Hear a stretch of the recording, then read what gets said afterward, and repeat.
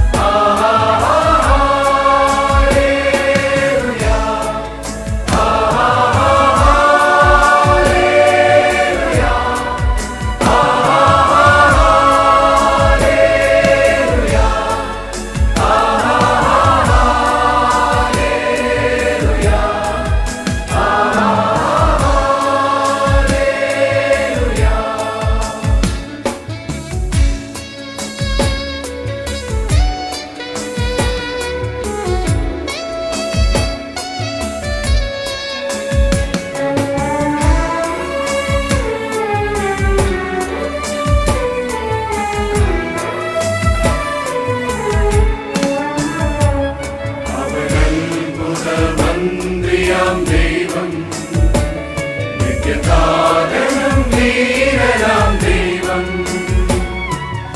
ഉന്നത ദേവൻ നീതിയിൻ സൂര്യൻ, രാജാധിരാജനാം മിശിഹാ. അവനത്ഭുത മന്ത്രിയാം ദൈവം, നിത്യസാധനം ധീരനാം ദൈവം, ഉന്നത ദേവൻ നീതിയിൻ സൂര്യൻ, രാജാധിരാജനാം മിശിഹാ. ഹല്ലേലൂയ, ഹല്ലേലൂയ,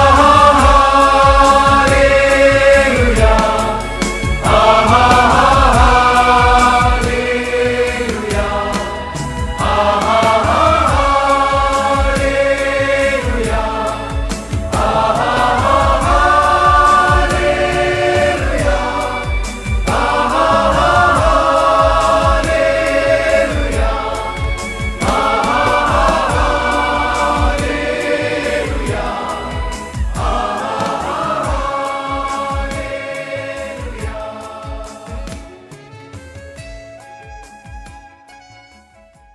അഞ്ചാം സങ്കീർത്തനം 7-ാം വാക്യം നമുക്ക് വായിക്കാം. ഞാനോ നിന്റെ കൃപയുടെ ബഹുത്വത്താൽ നിന്റെ ആലയത്തിലേക്ക് ചെന്ന് നിന്റെ വിശുദ്ധ മന്ദിരത്തിന് നേരെ നിങ്കലുള്ള ഭക്തിയോടെ ആരാധിക്കും. ആരാധിക്കുക എന്ന വാക്കിന് വളരെ ആഴത്തിൽ ഉള്ള അർത്ഥമുണ്ട്. ആരെയാണ് ആരാധിക്കേണ്ടുന്നത്, എപ്പോഴാണ് ആരാധിക്കേണ്ടുന്നത്, എങ്ങനെയാണ് ആരാധിക്കേണ്ടത് എന്നിത്യാദി കാര്യങ്ങൾ നാം ചിന്തിച്ച് ചെയ്യേണ്ടുന്നതായ കാര്യങ്ങളാണ്. അത് നമ്മുടെ മനസ്സുമായി ബന്ധപ്പെട്ട ഒരു കാര്യമാണ്. ആരാധന എന്ന് പറയുന്നത് കേവലം ബാഹ്യമായ ഒരു ചടങ്ങല്ല, ഹൃദയത്തിൽ നിന്ന് വരേണ്ടുന്നതായ ഒരു കാര്യമാണ്. ആരാധന ചെയ്യുന്നത് ഒരുപക്ഷെ ബാഹ്യമായി കാണാൻ സാധിക്കുകയില്ല. ഹൃദയത്തിൽ അതിൻ്റെ ആഴത്തിൽ നടക്കുന്ന കാര്യമാകയാൽ ബാഹ്യമായ എന്തെങ്കിലും ഒരടയാളമോ ഒരു ലക്ഷണമോ ഒന്നും ഒരുപക്ഷെ കണ്ടില്ലെന്ന് വരാം. ആരാധന നടക്കുന്നത് ഹൃദയത്തിലാണ്. വാസ്തവത്തിൽ ഈ ആരാധിക്കുക, ആരാധ്യൻ എന്നുള്ള വാക്കുകളുടെ അർത്ഥം അറിയാതെ പലയിടങ്ങളിലും അത് ഉപയോഗിച്ച് കണ്ടിട്ടുണ്ട്. ഉദാഹരണത്തിന് ആരാധ്യനായ മേയർ എന്ന് സംബോധന ചെയ്തിരുന്ന ഒരു സമയമുണ്ടായിരുന്നു. എല്ലാ കോർപ്പറേഷനുകളുടെയും മേയർമാരെ ആരാധ്യനായ മേയർ എന്നാണ് സംബോധന ചെയ്തിരുന്നത്. എന്നാൽ ആ വാക്ക് പിന്നീട് ഉപയോഗിക്കേണ്ടതില്ല എന്ന് തീരുമാനിച്ചതായി അറിയാൻ സാധിച്ചിട്ടുണ്ട്.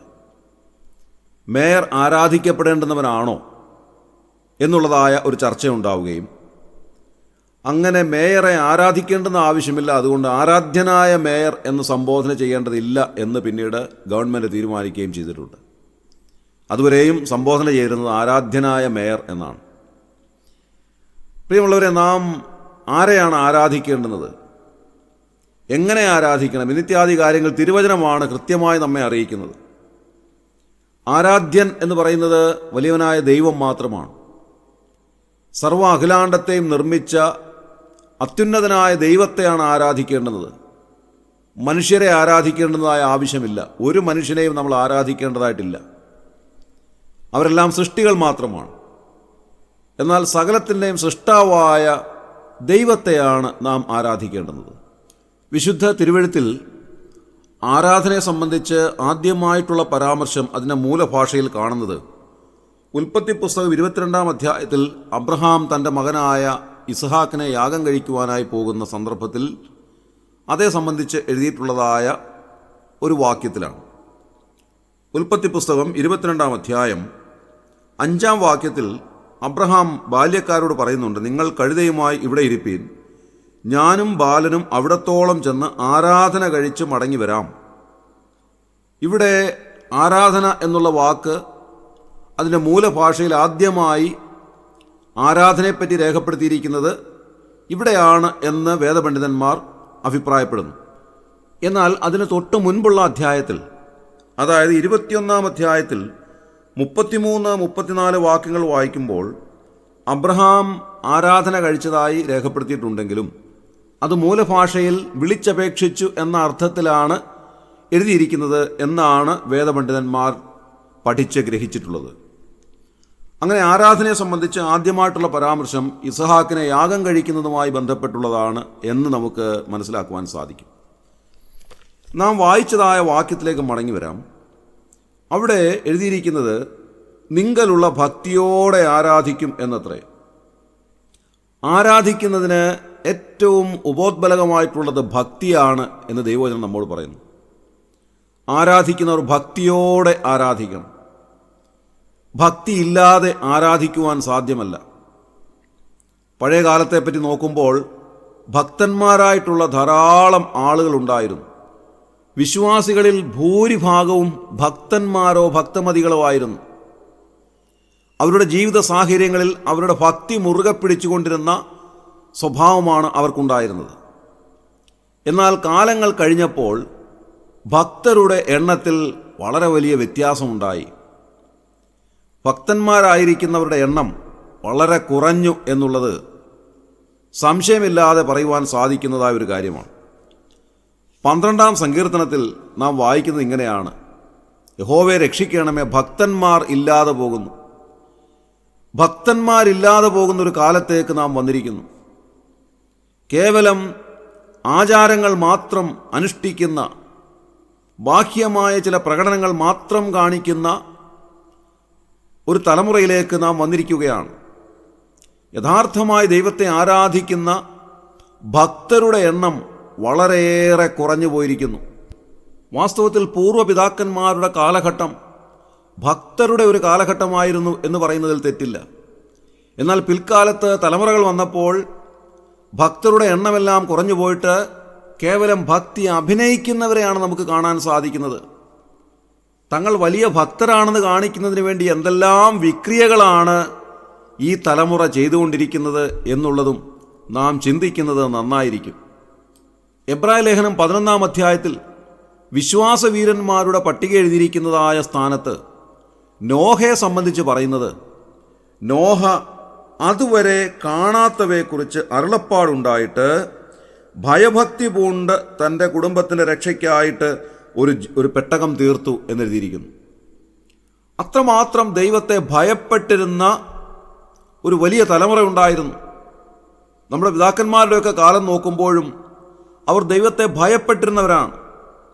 അങ്ങനെ ദൈവത്തെ ഭയത്തോടെ ഭക്തിയോടെ ആരാധിച്ചിരുന്ന പിതാക്കന്മാരുടെ കാലത്തിൽ നിന്ന് വിഭിന്നമായ ഒരു കാലത്തേക്ക് നാം വന്നിരിക്കുന്നു. ദൈവത്തെ ഭയമില്ലാത്ത, ഭക്തിയില്ലാത്ത, കേവലം ബാഹ്യമായ പ്രകടനങ്ങൾ മാത്രമുള്ള ഒരു സമൂഹത്തിൽ നാം ഇന്ന് ജീവിക്കുന്നു. എന്നാൽ ദൈവവചനം പറയുന്നത് നാം ഭക്തരായിരിക്കണം എന്നുള്ളതാണ്. ഇയ്യോബിനെ സംബന്ധിച്ച് നോക്കുമ്പോൾ താൻ ഭക്തനായിരുന്നു എന്ന് കാണാൻ സാധിക്കും. ഇയ്യോബിനെ സംബന്ധിച്ച് എഴുതിയിരിക്കുന്നതായ സാക്ഷ്യം അതുതന്നെയാണ്. ദോഷം വിട്ടകലുന്നവനായ ഭക്തനായ ഒരു മനുഷ്യനായിരുന്നു. അതുകൊണ്ട് ഒരു ഭക്തനുള്ളതായ പ്രത്യേകത എന്താണ്? പിശാച് ദൈവത്തോട് ചെന്ന് പറയുമ്പോൾ താൻ ഇങ്ങനെയാണ് പറയുന്നത്, വെറുതെയാണോ അവൻ ഭക്തനായിരിക്കുന്നത്? അവിടുന്ന് അവന് ചുറ്റും ഒരു വേലി കെട്ടിയിട്ടില്ലയോ? ദൈവഭക്തരുടെ പ്രത്യേകത എന്താണ്? ഇയ്യോബിൻ്റെ ചരിത്രത്തിൽ നമുക്ക് മനസ്സിലാക്കുവാൻ സാധിക്കുന്നത് ഭക്തരായ ദൈവമക്കൾക്ക് ചുറ്റും ദൈവം ഒരു വേലി കെട്ടിയിട്ടുണ്ട് എന്നുള്ളതാണ്. ദൈവത്തിൻ്റെ അനുവാദമില്ലാതെ ആർക്കും ആ വേലിക്കുള്ളിലേക്ക് പ്രവേശിക്കുവാൻ സാധിക്കുകയില്ല. പിശാചു പോലും ദൈവത്തിൻ്റെ അനുവാദത്തോടു കൂടെയാണ് ആ വേലിക്കുള്ളിലേക്ക് പ്രവേശിച്ചത് എന്ന് മനസ്സിലാക്കുവാൻ കഴിയും. ദൈവം അനുവാദം കൊടുക്കാതെ ആർക്കും അടുത്തേക്ക് വരാൻ സാധ്യമല്ലാത്ത ഒരു വേലി തൻ്റെ ഭക്തന്മാരുടെ ചുറ്റും ദൈവം ഒരുക്കിയിട്ടുണ്ട്. അത്രമാത്രം വലിയൊരു പ്രിവിലേജാണ്, ഒരു പദവിയാണ് ഭക്തരായിട്ടുള്ള ദൈവമക്കൾക്ക് ദൈവം നൽകുന്നത്. സങ്കീർത്തനത്തിൽ നാം വായിക്കുന്നത് നിങ്ങളുള്ള ഭക്തിയോടെ ഞാൻ ആരാധിക്കും എന്നുള്ളതാണ്. ഭക്തിയോടെ ദൈവത്തെ ആരാധിക്കുവാൻ നമുക്ക് സാധിക്കട്ടെ. അങ്ങനെ നാം ദൈവത്തെ ഭക്തിയോടെ ആരാധിക്കുമ്പോൾ ദൈവം നമ്മുടെ ആരാധനയിൽ സംപ്രീതനാകുന്നു. നാം ആരാധിക്കുന്നതായ സമയത്ത് നമ്മുടെ ഹൃദയത്തിൻ്റെ ആഴത്തിൽ നിന്ന് ദൈവത്തിന് നന്ദി കരയറ്റുവാൻ സാധിക്കണം. എന്താണ് ആരാധന എന്ന് പറഞ്ഞാൽ? ദൈവത്തിന് നന്ദി അർപ്പിക്കുന്നതാണ് ആരാധന.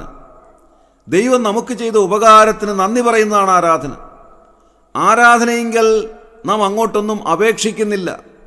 കർത്താവേ, എനിക്ക് ആ കാര്യം ആവശ്യമാണ്, ഇത് ചെയ്തു തരണം, എനിക്ക് ഇന്നിന്ന ആവശ്യങ്ങളുണ്ട്, അങ്ങനെ എല്ലാ ആവശ്യങ്ങളും അങ്ങോട്ട് പറയുന്നതല്ല ആരാധന എന്ന് പറയുന്നത്. അത് അപേക്ഷയാണ്, അത് നമ്മുടെ പ്രാർത്ഥനയാണ്. പ്രാർത്ഥനയും ആരാധനയും രണ്ടാണ്. ആരാധനയുടെ സമയത്ത് പ്രാർത്ഥനയില്ല, പ്രത്യുത നാം ദൈവത്തിന് നന്ദി പറയുകയാണ്. അതാണ് സങ്കീർത്തനത്തിൽ നാം വായിക്കുന്നത്, ഞാനോ നിന്റെ കൃപയുടെ ബഹുത്വത്താൽ നിന്നെ ആരാധിക്കുന്നു. ദൈവം നമുക്ക് നൽകുന്ന വലിയ കൃപയുടെ ബഹുത്വത്താലാണ് നമുക്ക് ആരാധിക്കുവാൻ സാധിക്കുന്നത്. ദൈവം നമുക്ക് ചെയ്ത സകല ഉപകാരങ്ങൾക്കും നന്ദി പറയുന്നതാണ് ആരാധന. ഏറ്റവും വലിയ ഉപകാരം എന്താണ്? അവിടുന്ന് നമുക്ക് വേണ്ടി ഒരുക്കിയ രക്ഷ, അത് നമുക്ക് ദൈവം ദാനമായി നൽകി. കർത്താവായ യേശുക്രിസ്തുവിനെ ലോകത്തിലേക്ക് അയച്ച് നമ്മുടെ പാപത്തിന് പരിഹാരം വരുത്തി കാൽവറി ക്രൂശിൽ ഒരു യാഗമാക്കി അർപ്പിച്ച് കർത്താവായ യേശുക്രിസ്തുവിൻ്റെ രക്തം നമുക്ക് വേണ്ടി മറുവിലയായി നൽകി നമ്മെ വീണ്ടെടുത്തു. യേശുക്രിസ്തു നമുക്ക് വേണ്ടി മരിച്ചു, അടക്കപ്പെട്ടുവെങ്കിലും മൂന്നാം നാളിൽ ഉയർത്തെഴുന്നേറ്റു. അങ്ങനെ ദൈവം നമുക്ക് വേണ്ടി ഒരുക്കിയ നിത്യരക്ഷയാണ് ആരാധിക്കുവാൻ നമ്മെ പ്രേരിപ്പിക്കുന്ന ഏറ്റവും വലിയ വസ്തുത. അതാണ് വാസ്തവത്തിലുള്ള ഭക്തിയോടെയുള്ള ആരാധന. ഇന്ന് രാവിലെ നമ്മുടെ ഹൃദയത്തിൻ്റെ ആഴത്തിൽ നിന്ന് ദൈവത്തിന് നന്ദി പറയുവാനും ദൈവത്തെ ആരാധിക്കുവാനും നമുക്ക് സാധിക്കട്ടെ. ഭക്തിയോടെ ആരാധിക്കുവാൻ നമുക്കിടയാകട്ടെ. ബാഹ്യമായ പ്രകടനങ്ങളല്ല, നമ്മുടെ ഹൃദയത്തിൻ്റെ ആഴത്തിൽ കർത്താവിന് നന്ദി പറയുന്ന ഏറ്റവും അനുഗ്രഹീതമായ ആരാധന ചെയ്യുമ്പോൾ ദൈവം നമ്മെ അനുഗ്രഹിക്കുന്നവനാണ്. നാം അങ്ങോട്ട് ആവശ്യപ്പെടാതെ തന്നെ ദൈവം നമ്മെ അനുഗ്രഹിച്ച് ആശീർവദിക്കുന്നവനാണ് എന്ന് കാണുവാൻ സാധിക്കും. ഇന്നത്തെ ദിവസം അങ്ങനെ കർത്താവിനെ ആരാധിക്കുവാൻ നമുക്കിടയാകട്ടെ. ഭക്തിയോടെ ദൈവത്തെ ആരാധിക്കുവാൻ ബാഹ്യമായ യാതൊരു പ്രകടനങ്ങളുമല്ല, നമ്മുടെ ഹൃദയത്തിൻ്റെ ആഴത്തിൽ നിന്ന് തന്നെ ദൈവത്തിന് നന്ദി പറഞ്ഞുകൊണ്ട് ദൈവത്തെ ആരാധിക്കാം. ഇന്നത്തെ ദിവസം കർത്താവിനെ ആരാധിച്ച് ജീവിക്കുന്ന അനുഗ്രഹത്തിൻ്റെതായ ഒരു ദിവസമാകട്ടെ എന്ന് ആശംസിക്കുന്നു. നമ്മുടെ കണ്ണുകളെ അടയ്ക്കാം, പ്രാർത്ഥിക്കാം. ദൈവമേ, ഞങ്ങളുടെ സ്വർഗീയ നല്ല പിതാവേ, ഈ പ്രഭാതത്തിനായി ഞങ്ങൾ നന്ദിയോടെ സ്തോത്രം ചെയ്യുന്നു. ഇന്നത്തെ ദിവസം കർത്താവേ, ഞങ്ങൾക്ക് അവിടുത്തെ സന്നിധിയിൽ ഉണർന്നെഴുന്നേൽപ്പാൻ അവിടുന്ന് ഞങ്ങളെ സഹായിച്ചതിനായി സ്തോത്രം. കഴിഞ്ഞ രാത്രിയിൽ ഞങ്ങളെ ഭദ്രമായി പരിപാലിച്ചതിനായി ഞങ്ങൾ നന്ദി പറയുന്നു. ഞങ്ങൾ ചിന്തിച്ചതുപോലെ അവിടുന്ന് ഞങ്ങൾക്ക് വേണ്ടി ഒരുക്കിയ വലിയ രക്ഷയ്ക്കായി ഞങ്ങൾ നന്ദിയോടെ സ്തോത്രം ചെയ്യുന്നു. പാപത്തിൽ നിന്ന് ഞങ്ങളെ വിടുവിച്ചതിനായി സ്തോത്രം. കർത്താവെ, അവിടുത്തെ മക്കളാക്കി ഞങ്ങളെ മാറ്റിയതിനായി ഞങ്ങൾ നന്ദി പറയുന്നു. ഞങ്ങൾക്ക് വേണ്ടി അവിടുത്തെ പുത്രനെ താണലോകത്തിലേക്ക് അയച്ച് ഞങ്ങളുടെ പാപമെല്ലാം അവിടുത്തെ പുത്രൻ്റെ മേൽ ചുമത്തി ഞങ്ങൾക്ക് പകരക്കാരനാക്കി ക്രൂശിന്മേൽ ഒരു യാഗമാക്കി അർപ്പിച്ച് അവിടുത്തെ പുത്രൻ്റെ വിലയേറിയ രക്തം ഞങ്ങൾക്ക് വേണ്ടി മറുവിലയായി നൽകി ഞങ്ങളെ വീണ്ടെടുത്ത ദൈവസ്നേഹത്തിനായി ഞങ്ങൾ നന്ദിയോടെ സ്തോത്രം ചെയ്യുന്നു. കർത്താവെ, ഞങ്ങളങ്ങേ ആരാധിക്കുന്നു, മഹത്വപ്പെടുത്തുന്നു.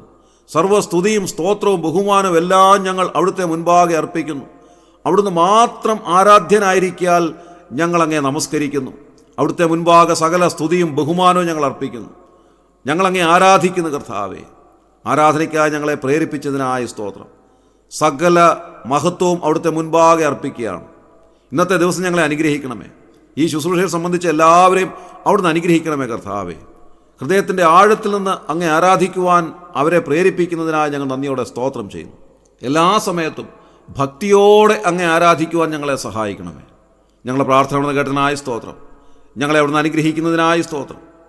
ഞങ്ങളുടെ കർത്താവിൻ്റെ രക്ഷിതാവുമായ യേശു ക്രിസ്തുവിൻ്റെ ധന്യമായ നാമത്തിൽ തന്നെ ആമേൻ.